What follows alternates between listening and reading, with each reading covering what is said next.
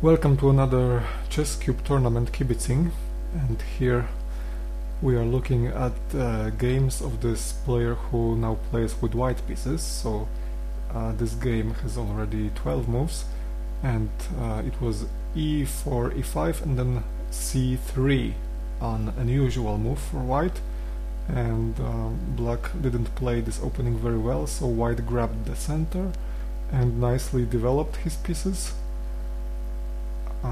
So now he moves his knight to a4, but it was probably better to centralize the knight on d5,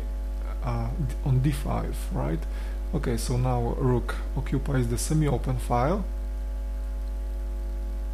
and now note that this pawn on d4 cannot take this knight, because then bishop takes bishop on e3, which is hanging. And here the knight can go to f4 to attack the bishop. Instead he moves the queen to d2 to defend this bishop. So it was a slightly worse move.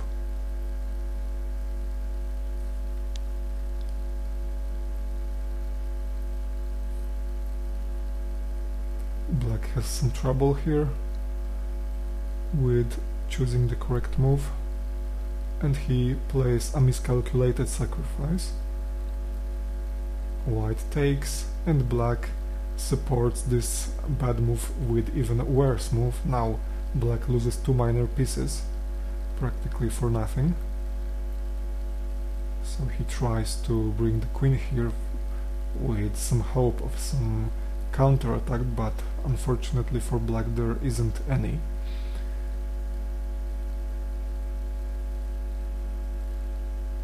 So white now tries to, I think white tries to grab the queen now with some net, and now everything around king is protected.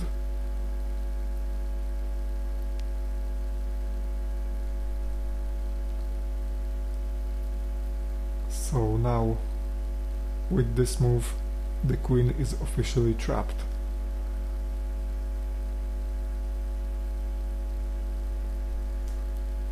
So black doesn't have much choices to do here. I mean, this is a game over already after those two minor pieces sacrificed, but black didn't resign this game, so he moved on, but it's only a matter of a few moves.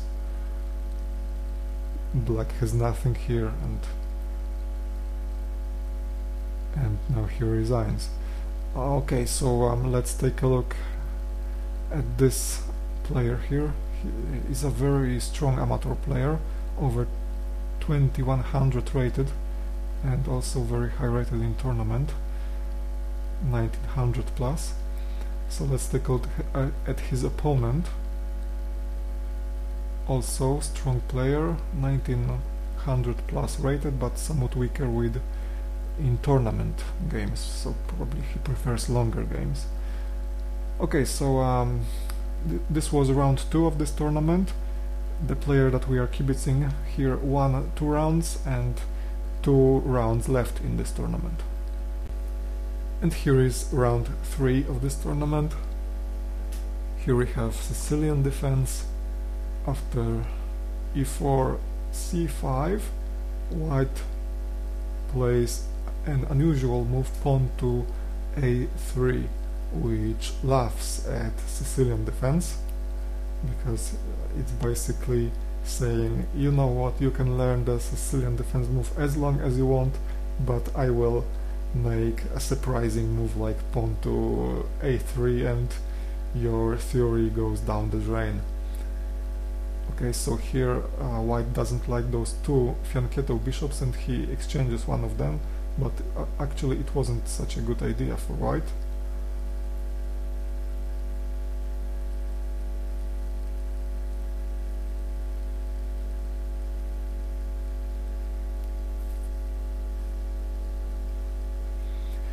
White tries to improve his queen position,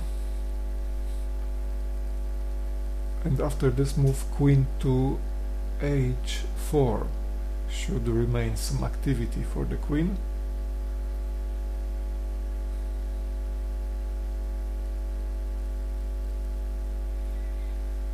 Instead he offers queen's exchange, and black accepts.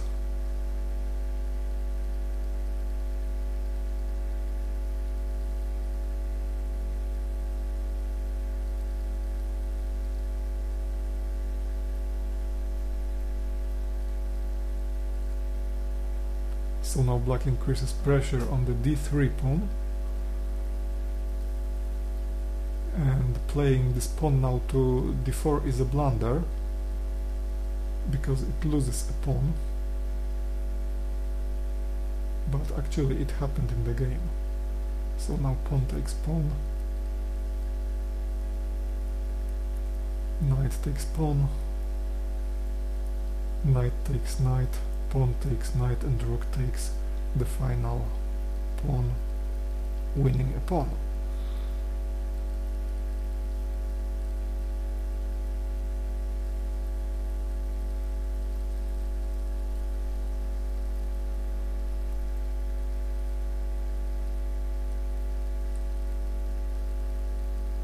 And it wasn't a very good move. It was better to play rook a to c1, grabbing the c file.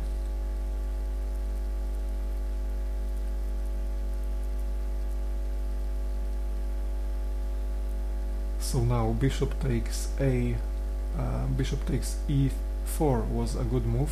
Then after pawn takes bishop on e4, then black rooks goes to the second rank and wins 2 pawns on b2 and on g2. However, this didn't happen, and we have another variation which isn't such big advantage for black as the previous one that I said about.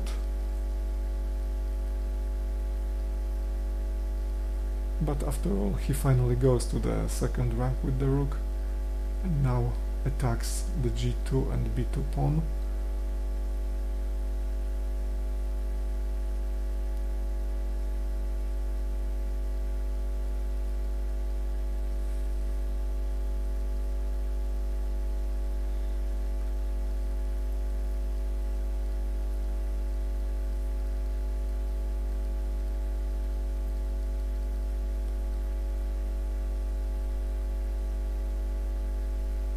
And now bringing the rook to the second rank, connecting the rook on the second is a very good idea.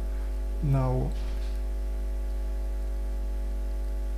black can threaten checkmate, rook to h1 check, rook to h2 check, then king has only one square, g1, then knight takes pawn at h3 check, and again one move to king to f1, and then rook to from h2 to h1 checkmate, but instead he went for exchanging rooks, and this isn't such a quick win for black, but still it's an advantage for black.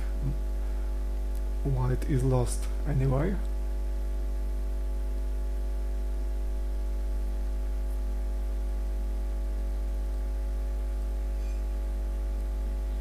And black wins a rook.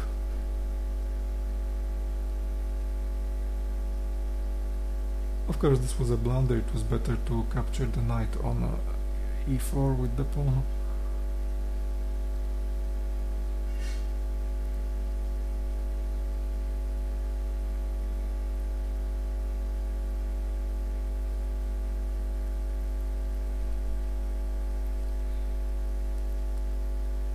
And here black should take the knight on d5 to secure a quick win.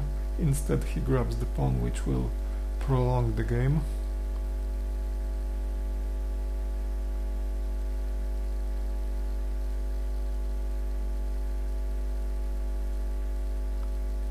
So now we will see some dancing of the knight with the king.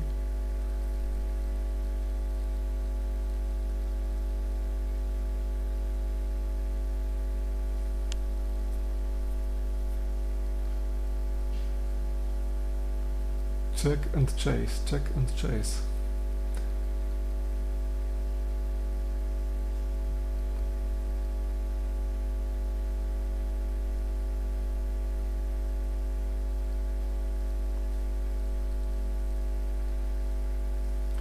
Okay, and now black can start to push his pawns.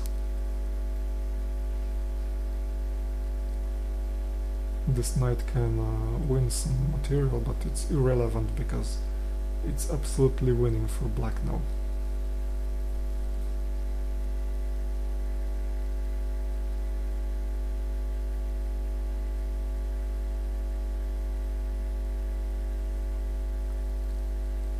He might as well take this rook, it doesn't matter.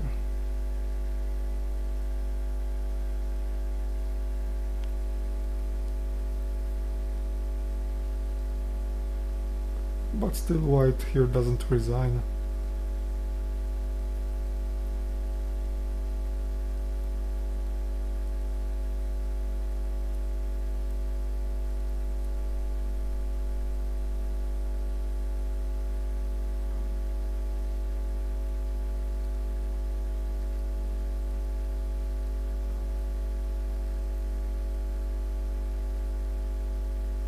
And he doesn't want to resign, he will play to the very bitter end, which happened now. It's checkmate. So let's take a look at this player, because he get a very good play here. Quite a strong amateur player. 1800 plus rated, both in general rating and in tournament. And here is the last round of this tournament, round 4. Here we have French defense, but it's not real French, because it is e4, e6 and then c3, an unusual opening. And again white uses the same system, just as is the round 2 of this tournament. So now white plays very quickly, just a prophylactic move to pawn to h3.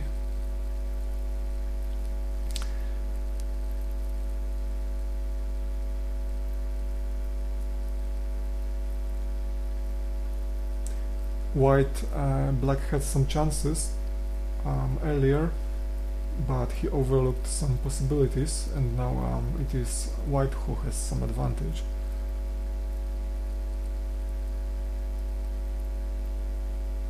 Black decides to push the a-pawn and make some attack on the flank, but white centralizes his rook.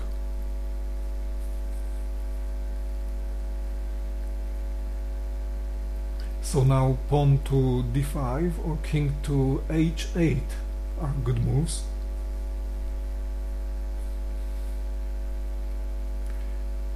Black has some problems here which move to choose, because it's quite a complicated position, and this rook move is a weak move because it allows this move. So now this knight is attacked, and note that pawn takes, and this knight has to leave the defense of the h7 pawn. So now white can win this h7 pawn with tempo.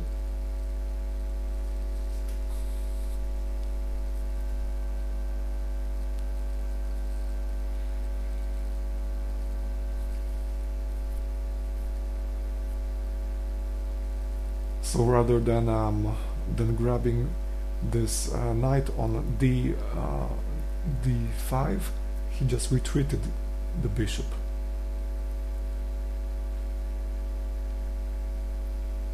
And now black can of course win this e-pawn.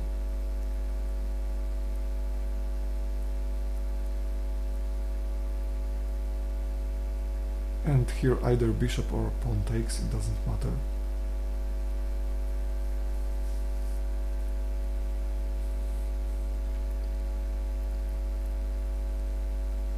So immediately he goes queen f5, attacking the knight.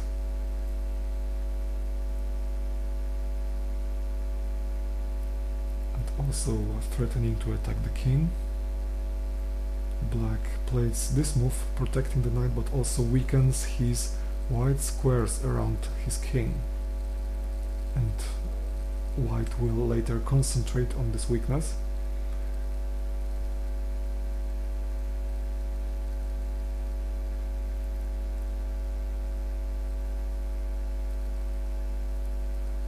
white is ready to win this d-pawn.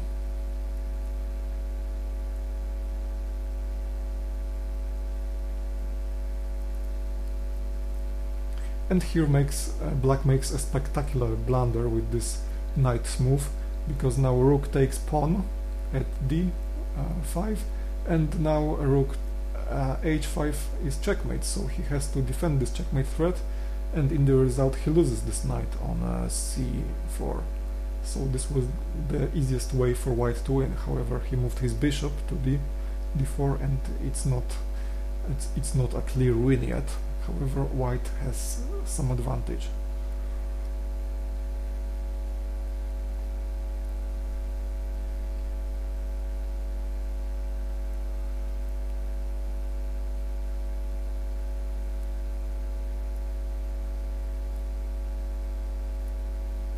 So now white threatens to fork king, rook and bishop on g6.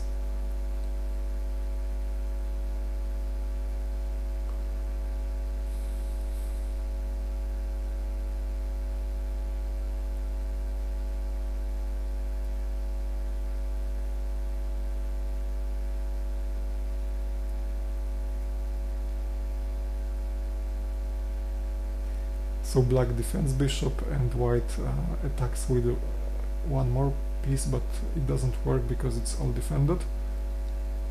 So black just moves away this bishop.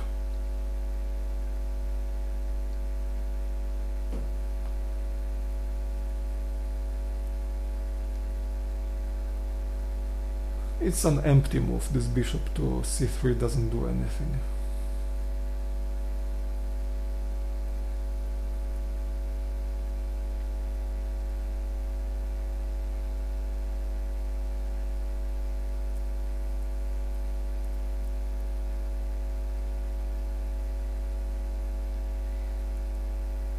Okay, so we have some exchanges, and now black has some time trouble. His queen is attacked and his pawn is attacked, so I think that's why here he will start to make very bad moves.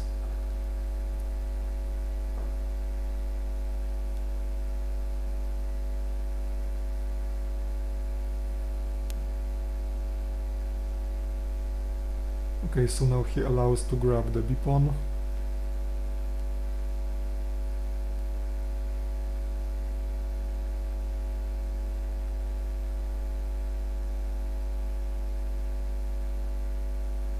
And now taking with pawn this knight isn't good, because queen takes bishop and white doesn't have advantage.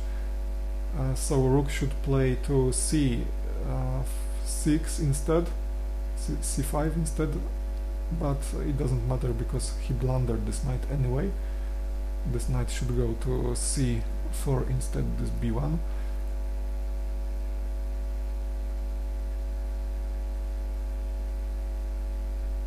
And here white makes a very silly joke just to sacrifice the queen, because he knows that that black will not win this, even if he was queen up, and he just forfeits some time. But this is of course devastating win for white anyway.